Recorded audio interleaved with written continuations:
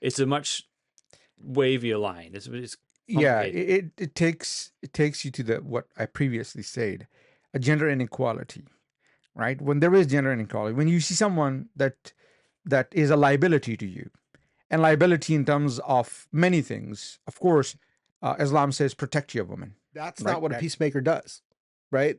There's a spirit of like, let's find a place of peace where we can agree, right? And I think for the most part, again, the country has flaws, you know, it's had flaws since its founding.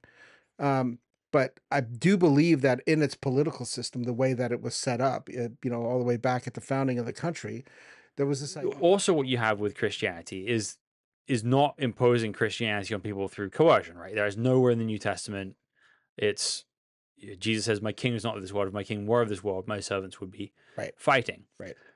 So what secularism has done, Islam will continue to be triumphant until there have been 12 Khulafa, all of them from Al-Quraysh. The God of heaven will set up a kingdom that shall never be destroyed. Nor shall the kingdom be left to another people. It shall break in pieces all these kingdoms and bring them to an end, and it shall stand forever. This is my brother, my executor, and my successor among you, so listen to him and obey. My kingdom is not of this world. If my kingdom were of this world, my servants would have been fighting. Whoso obeys me obeys God. Whoever disobeys me disobeys God.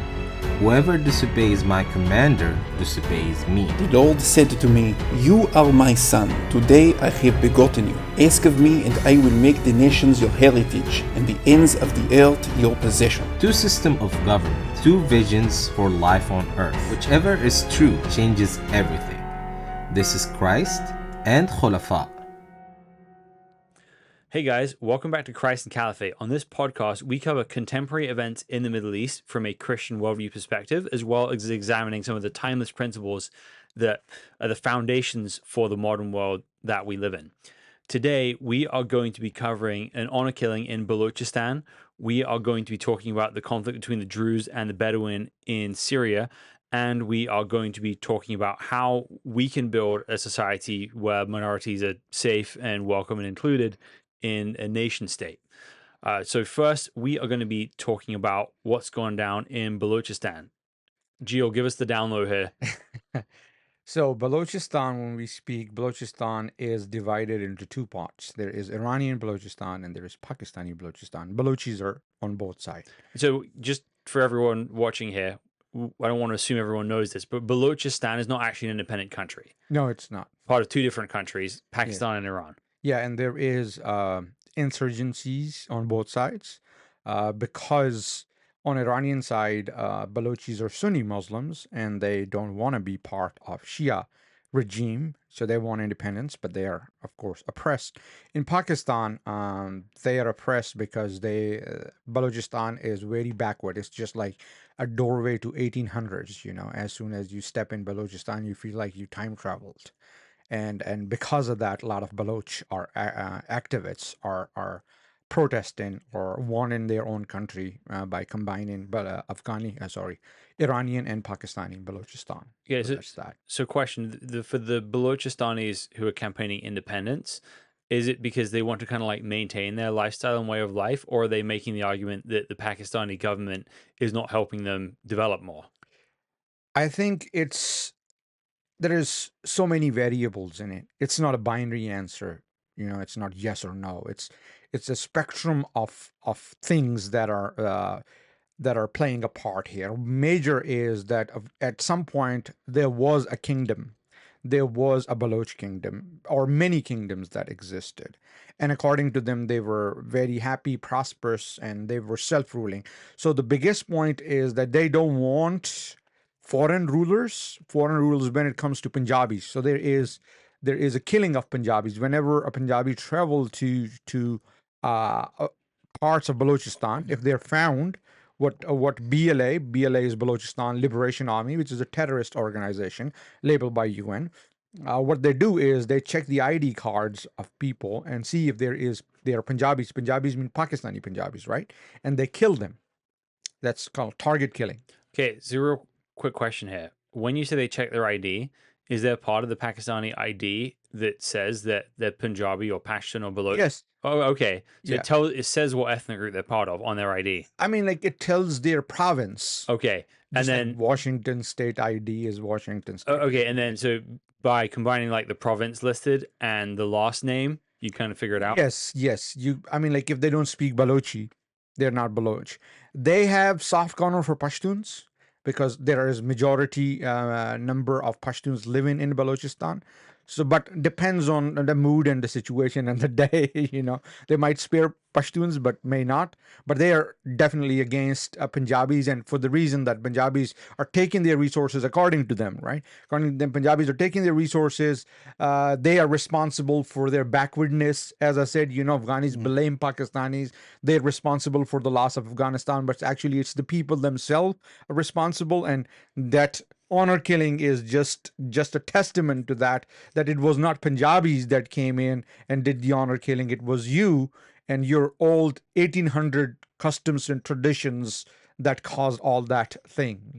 Okay, so we're talking about an honor killing here. Yeah. Like, describe exactly what has happened in this situation. So what happened is right after Eid, the Ramadan, and then there is Eid al-Fitr. After Eid al-Fitr, that incident took place. So what happened? A girl married a guy without the consent of her family. Actually, she ran away from home and got married legally. Nikah is the term that you're in a legal binding in the sight of God and in the sight of the community and society, right? So there is nothing illegal in getting married like that. But that, of course, is a big honor shame thing. If a girl leaves a home or a house, it's a shame for mom and dad. It's a shame for brother and sister. It's a shame for whole family, society, community, right? We'll get into this part that why women are seen in Pakistan like that, or women are seen in places where there is less awareness or education, why there is a gender gaps, right? And this is related to gender gap. So, but coming back to the point, the family lured them back, saying that we want reconciliation, come back. So they went back, right? And as soon as they went back, they were held captives, and then their jarga was set, right? The kabila is tribe set, and they gave the verdict that both shall be executed.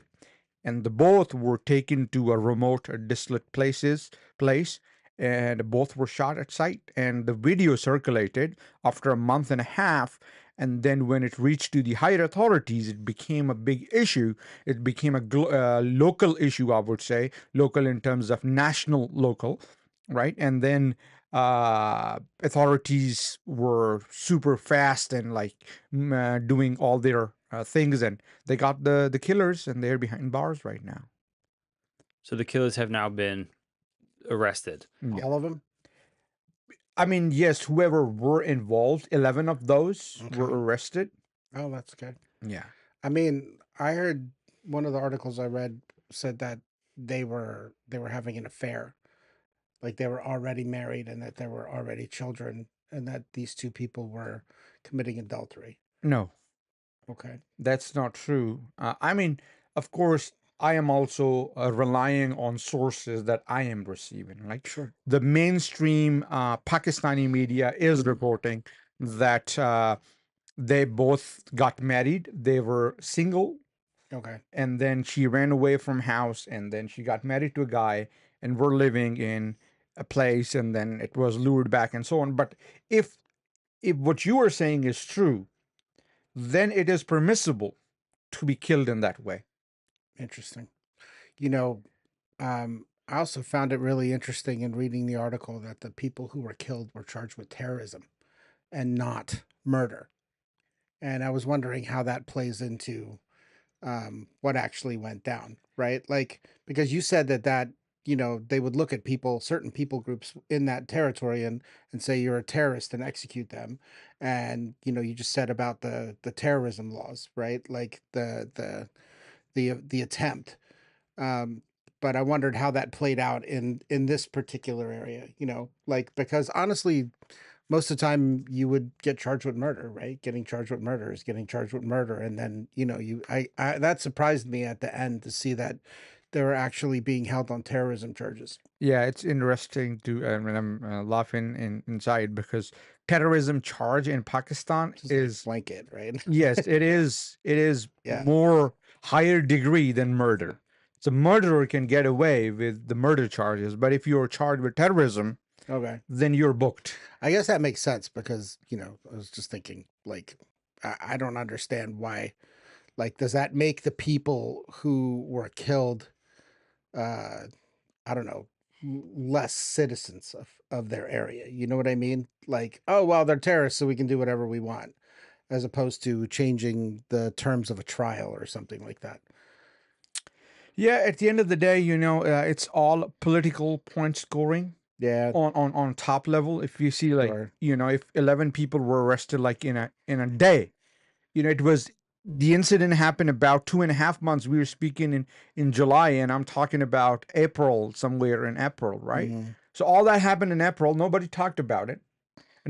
People knew in that area there was 11 people, and there was a video circulating. Nobody talked about it. Right. As soon as it got the attention of the mainstream Pakistani media, boom.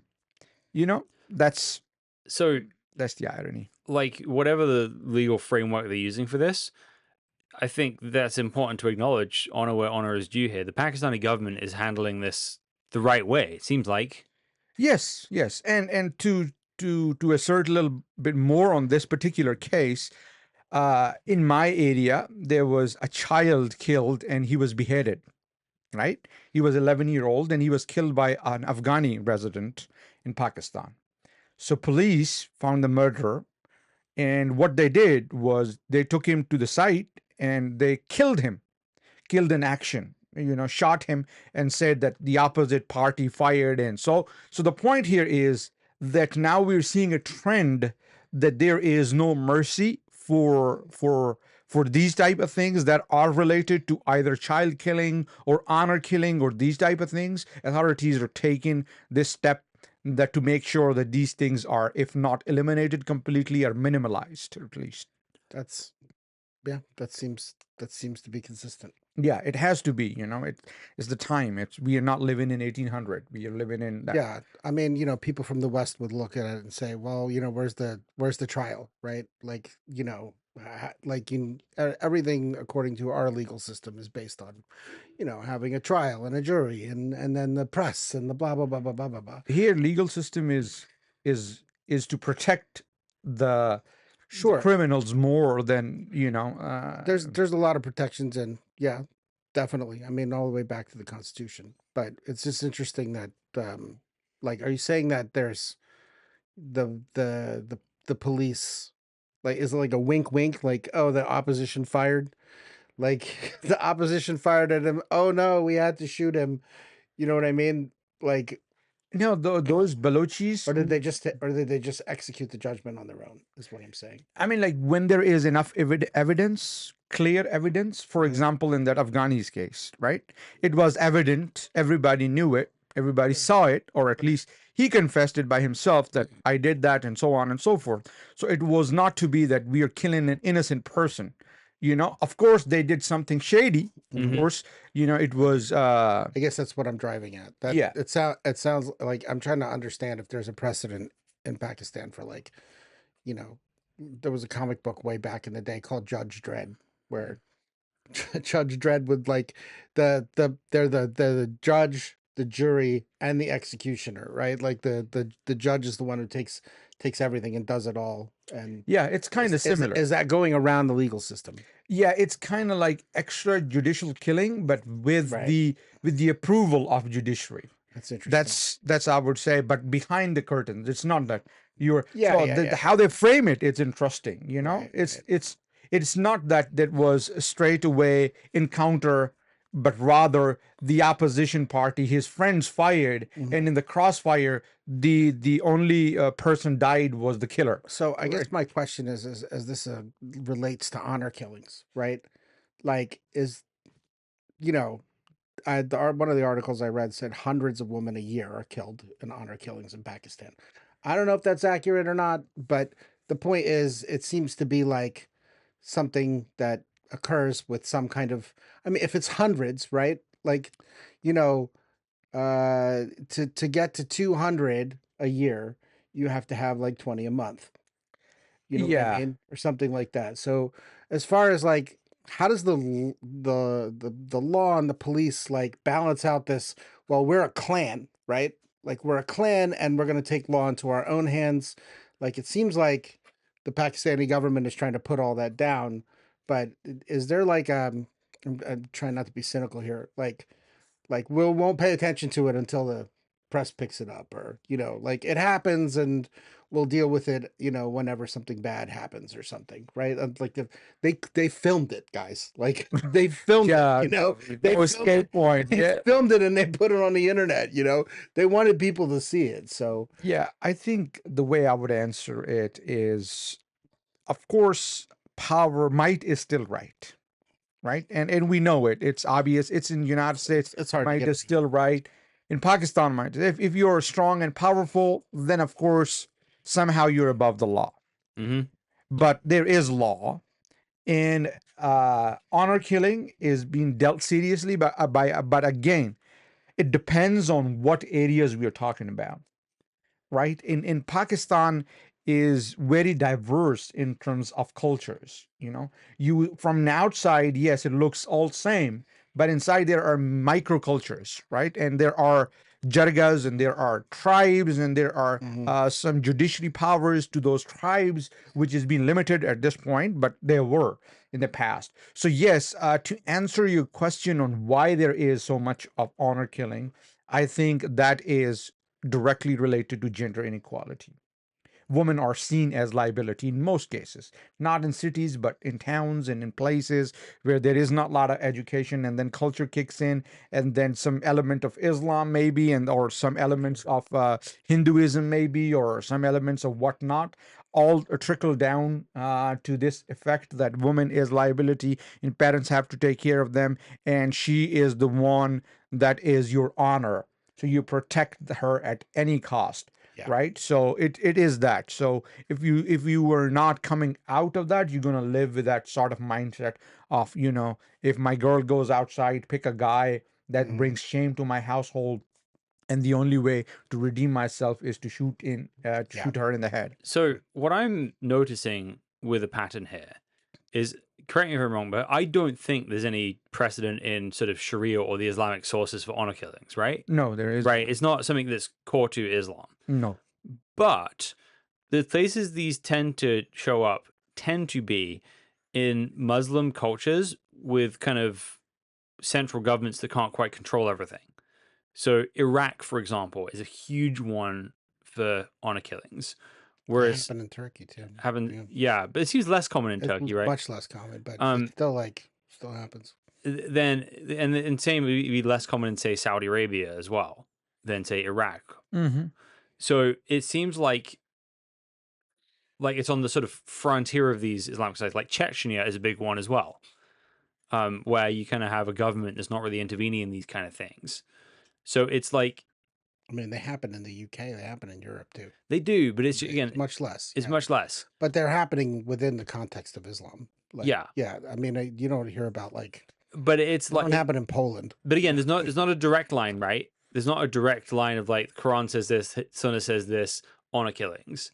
It's a much wavier line. It's Yeah, complicated. it takes you to what I previously said, a gender inequality, right? When there is gender inequality, when you see someone that is a liability to you, and liability in terms of many things, of course, Islam says protect your woman, right? That's what Islam says. That's what we all agree on. Protect. Right. So protection is guaranteed by not letting them go outside or choose certain things that Sure. can bring harm or shame or whatever you call it, right? Because from Muslim perspective, Muslims live with honor code.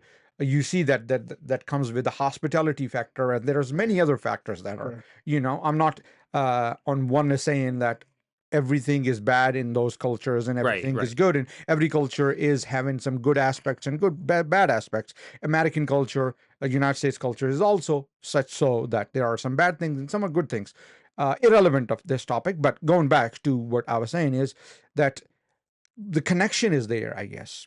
It is not a straight line, but it's kind of wavier, and it kind of like you say 2-point connection, and then because of this happened, and because of that happened. That's why it's going like that. So I think some fundamental assumptions that are underneath this. Right? So there's some things in the Islamic source materials, not every, but some things that say that women are inferior to men. They're less intelligent, they're less pious, they need male guardianship. This is in Sahih al-Bukhari, it's in Najul Balaga, right? It's there in the sources. Even Quran talks about it too. Right. Talk about like women, how they testify in court. Two women versus one man, because women are less smarter. They cannot hold the information as much as a man can do. So those are the interpretations from. Okay, so you have a basic worldview framework that believes in protecting women in a way that's somewhat controlling, right? So don't let them outside. Make sure they only have female friends, stuff like that, and it's trying to solve this problem through external control imposed rather than the teaching of virtue from the heart as the primary as a primary way of dealing with this. Obviously, some Muslims do try and teach their daughters values from within, right? But there's plenty that don't do the groundwork of doing that and just barking orders and trying to control things externally, right? That's, you hit the nail right. Yeah. That is exactly the point. So I'm not saying that in every household there is honor killing, right? There's women living good life, right? In Pakistan, not every woman is oppressed, right? So just to be clear that people, every woman. No. So the point is, if your household is not imposing so much so control, if there's not direct controlling, like you need to do this exactly how I say, you need to do this, and those households tend to do these type of honor killings because you're solving the problem with not the right tool. That's what and then one day in a culture that very highly values image and image and control, when those things are lost by a daughter doing something specific, then somebody just snaps and takes that methodology to its logical conclusion. So last week there was this crazy conflict between the Druze and the Bedouin in Syria.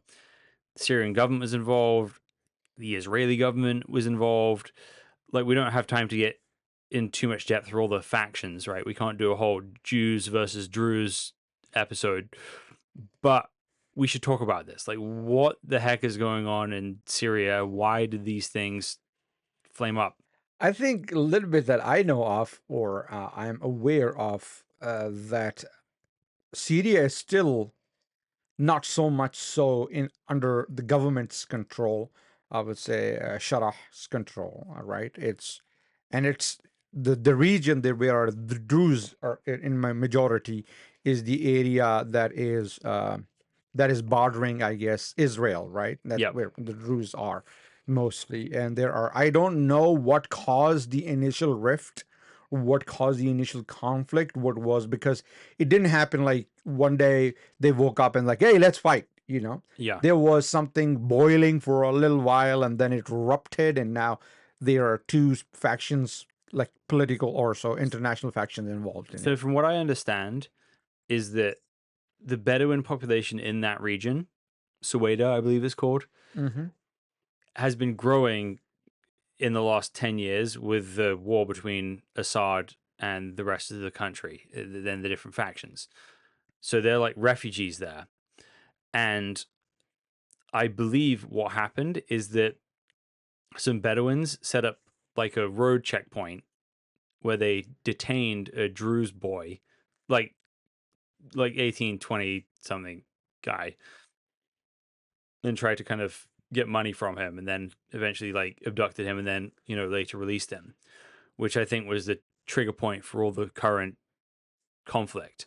And so the Druze reacted against that, the Bedouin reacted against them, and everything just sort of went up in flames. And basically, because the Bedouins are Sunni and the central government is Sunni, I think the Druze see the Bedouins as allied with the central government. And so there's people who wear the government forces banner who are going into Druze settlements and killing people and shaming people too. Yeah, There's a lot of footage on that. Yeah, so there's guys who are with big sort of Sunni beards in military uniform. Is it a Sunni beard too? Uh-huh. Well, yeah, okay. I say that because the Druze will have mustaches. Yeah, right. And so when I say Sunni beard, I'm talking about like the big, Salafi kind of like bushy beard kind of thing, right? What about Indonesian Muslims? They don't have No, they don't have that. It's joke part, yeah. Yeah, but so it's like opposite facial styles, right? The sort of hardcore Sunnis in Syria have the big beard, no mustache, and the Druze have mustache, no beard. Right. They literally have opposite facial hair. Right. And there's footage of Sunni Muslims, soldiers, shaving the mustaches forcibly off these Syrian Druze guys and kind of like shaming them.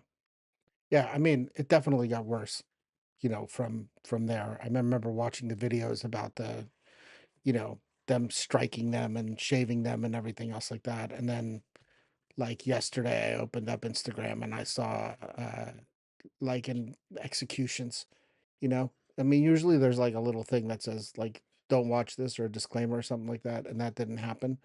It just popped up and there were a bunch of them being forced to kneel on the ground, and then they just lit them up with their AKs and you could see the blood shooting everywhere, and it was horrible. So, it definitely got worse from just, a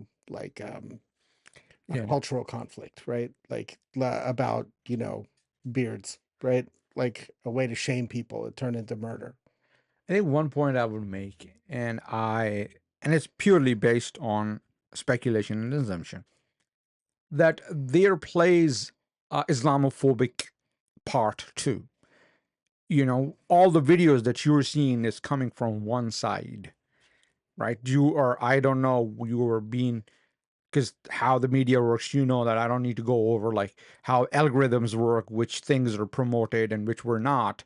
So I think that both sides are guilty in this, not just Sunni Muslims of Syria, Druze also. It's not one-ended persecution on those Druze people that how dare you to be Druze. Of course, there is a rationale. Wherever there is minority, they are treated not equally. It is not just in Syria. Syria, given that I'll give Syria more cushion because they just recovered from such a violent civil war. But like given any country in the United States, are minorities protected? My question is that.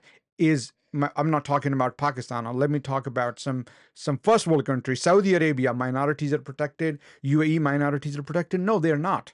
Nowhere is where minorities are 100% guaranteed equal rights. No, that's not true. So when we say that Druze are being persecuted heavily, I think that is an overstatement.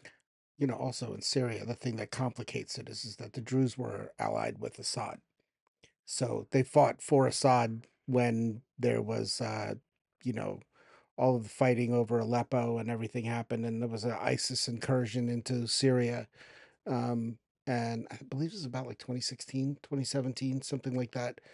And the Druze were fighting with Assad against, against the, I don't know, like the ISIS fighters, right? Yes. No, it was crazy because yeah.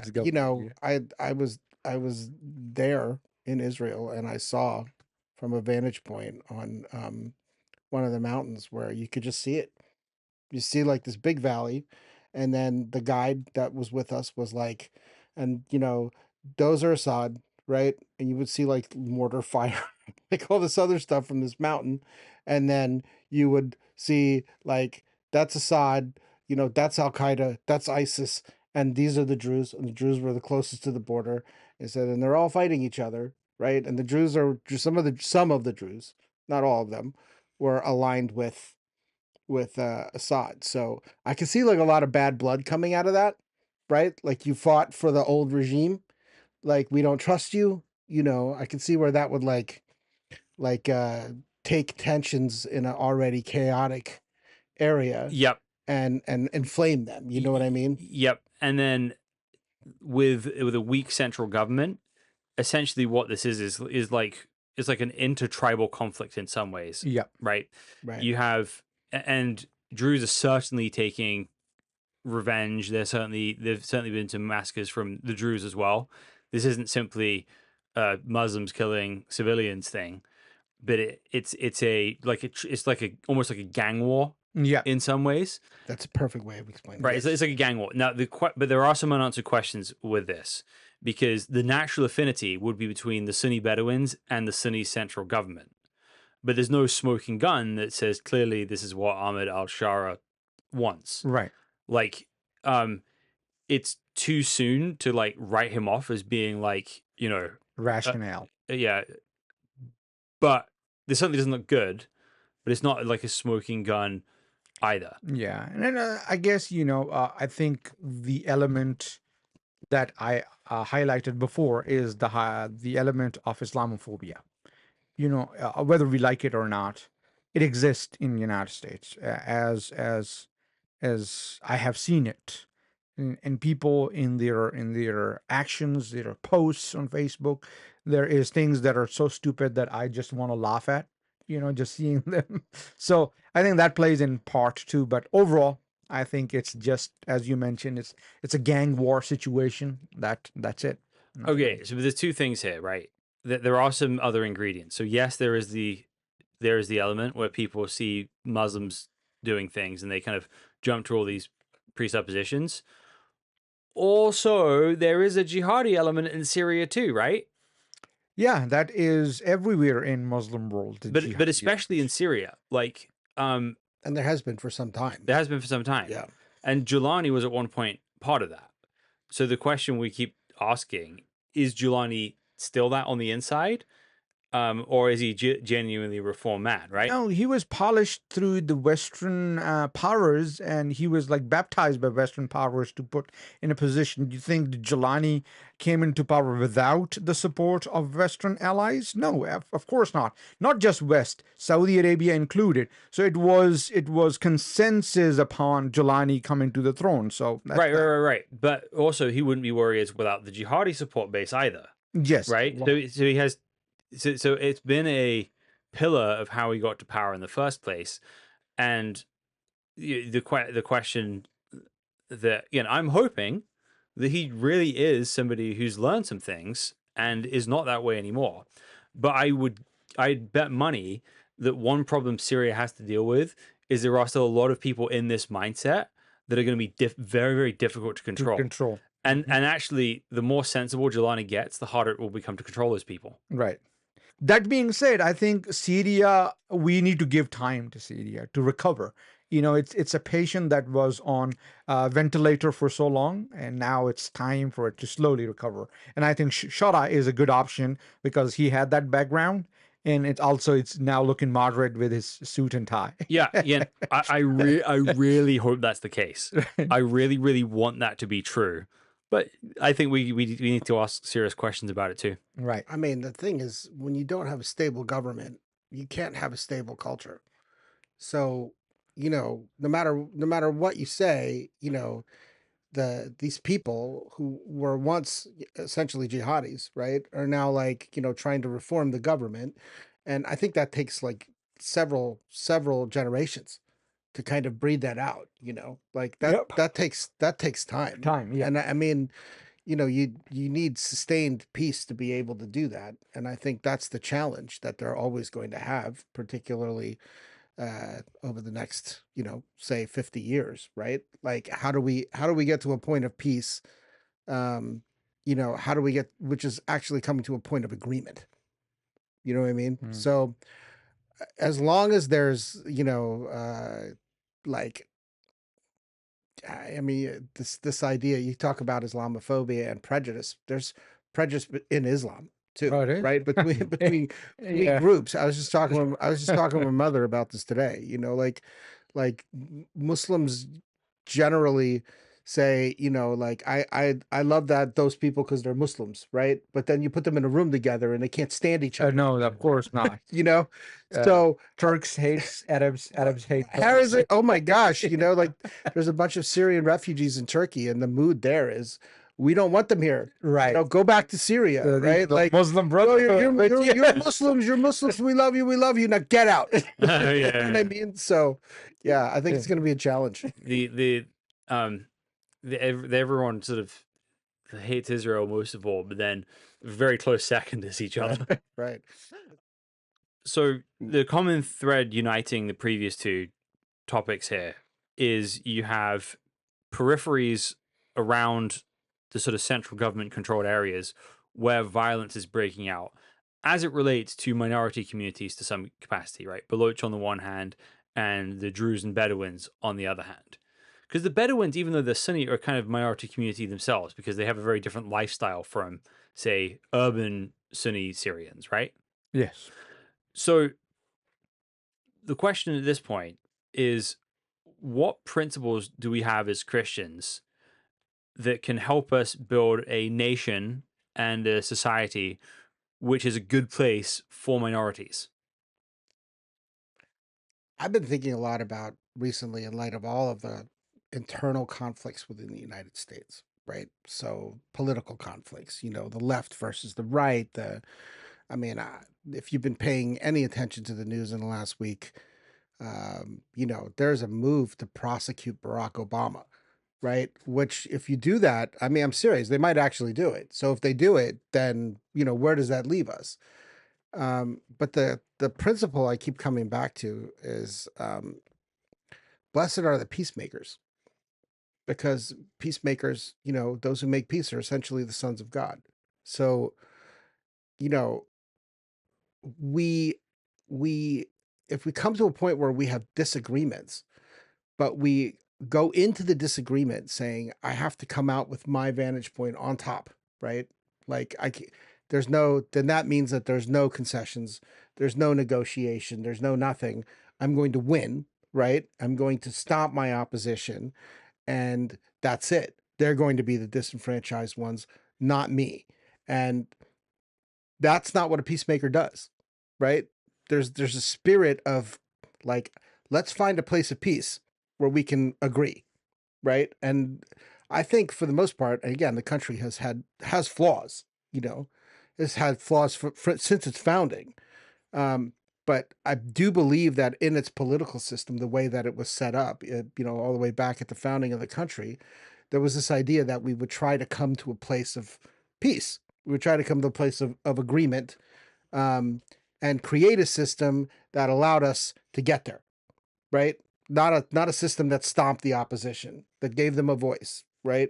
Let them speak, put it before the ballot, right? Like let people vote on it, So I think if we focus on trying to find peace, we'll get to safety.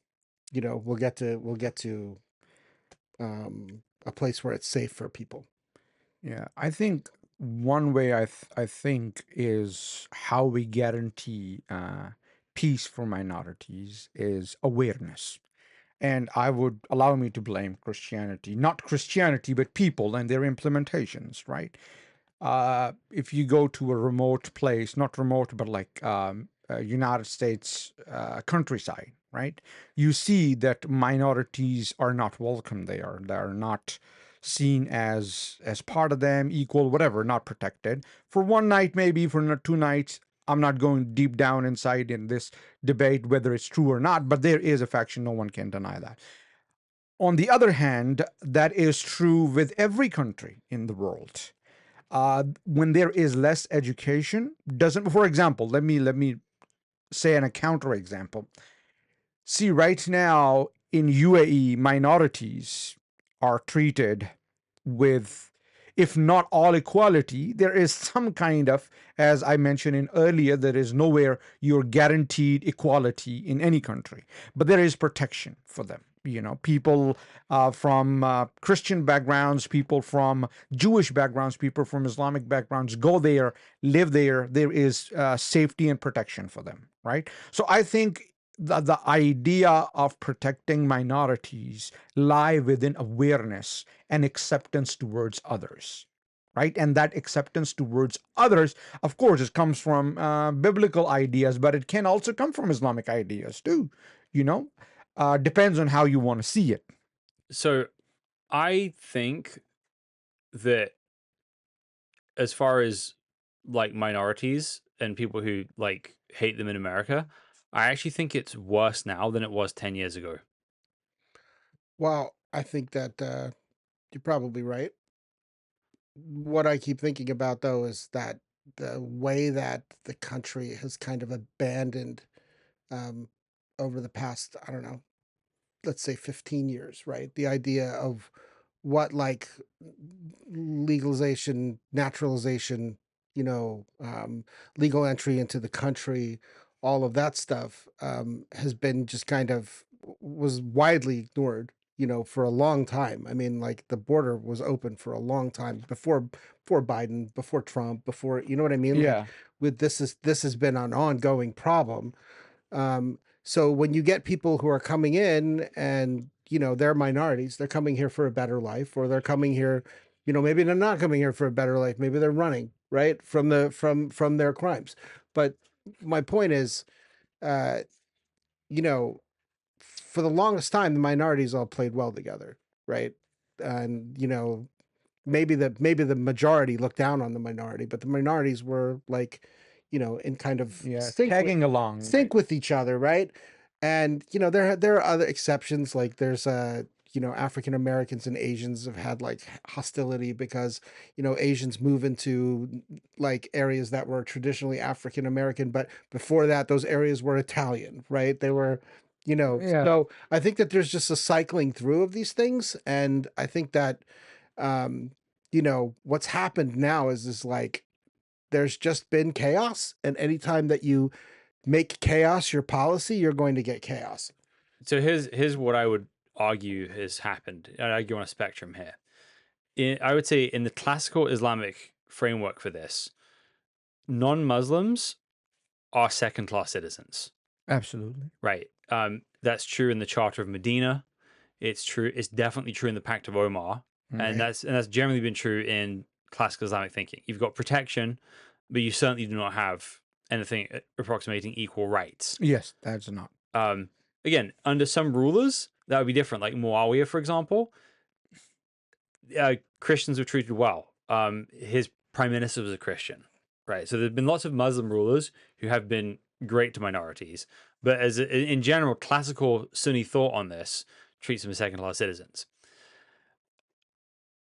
What the secular West has done is it started based on some biblical principles, because the Bible teaches that everyone is based on the image of God, and in the New Testament, there's lots of work on not imposing Jewish culture on the new Gentile believers. Like the whole book of Galatians is about this, right? You let them come as they are. Book of Acts. Right, in the book of Acts. And they're your brothers, right? They're equal with you despite their cultural differences. Right. And so that's a church thing. That's not a nation thing. But those principles influenced Christian law, right? Even the Torah, it says, if a foreigner comes and lives with you, you should treat him well. You should not wrong him. You should have one law for the native and one law for the sojourner, right? The same law for the native and the foreigner, provided they don't worship idols openly. Right? Like, you know what I mean? Yeah. It was a little. So it's not like you got to put that out there. Yeah, like, it's not like modern American law, right? It's different. Right. Also, what you have with Christianity is not imposing Christianity on people through coercion, right? There is nowhere in the New Testament Jesus says, "My king is not of this world. If my king were of this world, my servants would be fighting." Right. So what secularism has done is taken those ideas from Christianity, but it's jettisoned Christianity. And so what you have is a value that all cultures have something good to contribute to the world, but you don't have a framework and you don't have a line that says, actually, this part of your culture is bad and we don't tolerate it here. Right. I mean, I think the idea of pluralism, which is like it's on the coins, right? E pluribus unum, like out of many one, was the idea that people could come here with different perspectives. I mean, the Puritans came, and they had different religious ideas from, they came to try and find a place where they could practice their religion freely. Because they were persecuted in England. In England, in Amsterdam, the Dutch did it. Like they were not allowed to practice their religion. And then when they came here, the ways that they practiced their religion, I mean, there was no one else. You know what I mean? So, there's Michael Medved wrote a couple of books about like how Christianity was practiced early, in the colonies and stuff like that. And it's fascinating, right? But there's also no pushback. Yes. You know what I mean? So what I'm arguing is to have like true tolerance and good treatment of minorities, you need to have a host culture that knows what it is. So the problem in England, especially right now, is that British culture doesn't know what it is anymore. Right. So it cannot say, this is what we do and don't tolerate, this is what we will and won't accept. It's too nebulous. Right. Whereas the UAE, for counterexample, is doing a great job. You know what the deal is there when you live there. Right. Right. You know that you can basically practice your own religion. Right. But you do not criticize the government, and you don't go preaching religious ideas in the streets. And if you and you know that when you go there. And also, yeah, I will also imply on what you said earlier. It's all interpretations, and it's all on like how you want to see it. We call hardcore Sharia law. Yes, there is those things, but again, in Qur'an, I have not seen that there is a talk of like how Muslims are superior than non-Muslims in general, right? When it comes to living in a state, right? Quran does not give an idea of the state, right? It's all interpretations. It's all hadith, and hadith, of course, is not word of God, right? So one can argue that it all comes down to interpretation and awareness. So where there are more, just in the United States, how the side of Islam that I came across was completely different than what I kind of grew up with. Oh my gosh, it's practiced differently everywhere. Right? Everywhere it's practiced differently. Yes, that's my point. Like how you see the scripture and how you implement, and that goes to Christianity. For example, the Christians here may have difference, not to say in beliefs, but practices than someone living in Idaho, northern Idaho. And I would say too, like where America is headed with its Christianity could very well wind up where Europe is. Yeah, right. It like could. This, particularly with the way the culture is shifted and everything else like that, where you have this kind of like really small minority of people who I guess are biblically observant, and then the rest of it is just culture. Yeah. So what I would say is that because the American government and the American culture has not had enough clarity to be able to say to people who are coming here, we accept this, we do not accept this. So that, and because they haven't had enough filters, bad things from other cultures have crept in here. Like as you and I have experienced with, arranged marriages and stuff like that, and having to kind of get people out of those situations. And when you allow that kind of stuff, what that does is it breeds resentment between people who've lived here for a long time and the minority communities that are there as well. Yeah. And I mean, let's not just peg everything on racism either. People are worried about their futures. They're worried about their children's futures. They're worried about the country that their children are going to grow up in. You want your children to grow up in a stable environment. You want them to have opportunity and everything else like that. It's easy to go, and it's their fault, right? It's easy to go, and it's their fault. That's why I can't have this.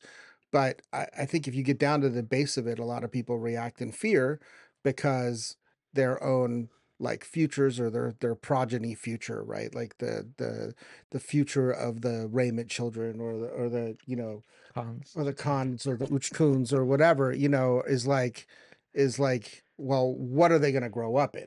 Right. Like what world do I want them to grow up in? And what's important is to not just sit there and go, well, they got to go. Right. Sure. I heard it put this way. I think it was Arnold Schwarzenegger who put it, right? He was on The View and he said it, and he was talking about like, coming to the country. They were trying to like get him to agree with, you know, the riots that were happening in Los Angeles and all this other stuff. And he said, when you come to this country, you should come with respect Mm-hmm. for the ideas and laws of that country. Exactly. Right. You know, he talked about his experience in America, which, you know, is not everyone's experience. I mean, he became freaking mega action star, right? I'll be back, you know, like get to the chopper. I can go do that all Uh-huh. night, right? But the idea is that, you know, when you come to the country, like the idea is that you can, in America, you can maintain your identity, but you have to assimilate to the laws. Laws Right. of the land. You have Laws to of respect the land. the You have to respect the laws of the land, because everybody is being counted on to respect the laws of the land. And that's true for everyone everywhere. Right. And therefore, sorry to cut you off No, there. you're My not. in-laws, you know, there are a bunch of people out of there, and there's a white lady who recently visited Turkey, Right. Turkey, and like she wrote a whole post that how terrible Turkey is and how they should be doing like what United States do. I mean, like this is so ridiculous. Well, I was about to say that. listen, that is a long-standing American argument, though, right? Like, you know, I ever since I've been in this country, everyone in America thinks that, well, you know, they ought to do it like us. You know what I mean? Like that's not new. Right. When you say to other people that you have to respect our laws when you're in our country, then that applies to you when you go to their country. Absolutely. I mean, you know, I'm a dual citizen, right? So I'm a dual citizen, and I know that when I go to Turkey, the United States does not acknowledge Turkey does not acknowledge my dual citizenship. I am essentially a Turkish citizen when I am in country, right? That's it. The United States doesn't play into it.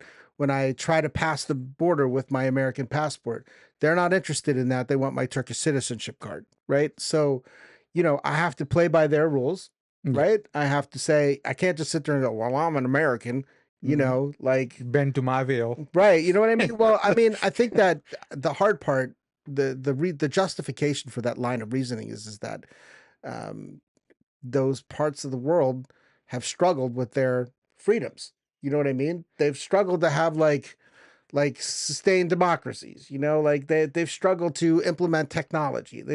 You would look at it from the American point of view and say, they're not keeping up with the rest of the world, because you look at, you know, we developed iPhones, you know what I mean? And they're over there still, you know, trying to chop each other's heads off. So, you know, regardless of whether or not it's true or not, you know what I mean? That seems to be part of the built-in sentiment. Yeah, but but as you're far not the police of the world, right? Well, I mean, I'm not even getting into that, because forget about like who's involved where, right? Like if you were just somebody sitting, like a kid growing up in New Jersey like I was, and you would look at the chaos going on in places like Afghanistan, where my father was from, you know what I mean? And places like Iran, the Iran-Iraq war, you know, I caught the tail end of that when I was a kid, the overthrowing of the Shah, right? The returning of the hostages from, you know, in the 80s. And I could go on, you know, the first Gulf War, second Gulf War, all of these different things. You look at the instability there, Yeah. right? And you don't necessarily look at it and go, well, thank God I have that here. You know what I mean? That's not necessarily your first play. You're like, if they only had, you know, what we had, maybe it wouldn't be like that. And, you know, I heard a comedian say it the other day. He was like, you know, well, like everybody got, this is not my opinion, but everybody was saying like, you know, well, God forbid we went over there and tried to show them a way where they weren't trying to kill themselves, and now we're the bad guy, right? Like essentially what he was saying. Listen, I know it's not that simple. He said it. I didn't say it. We got to wrap this up. But the argument I would make is that, you know, while Americans in the West shouldn't be going over and kind of like meddling in everyone's cultures, the best thing we can do is be a city on a hill. Like, do it well here. Right. And people will want to copy it. Yes. Right. Yes. Be the example setter. And what we need to kind of regain is a sense as both a government structure and a culture that says, you're welcome here with conditions. And the place I hope we land, and again, we need to land here, right? Is that what we're seeing in our culture right now is a reaction to being too tolerant and there's a happy medium where we can be welcoming without being rolled over by other cultures in this country, where we can have a law which allows people who are willing to assimilate to the laws, and a culture that values having diversity here, but knows what its identity and host culture is. And as an immigrant, I can say amen to that. Like, totally. Guys, thank you for listening to Christ and Caliphate. We'll be back next time.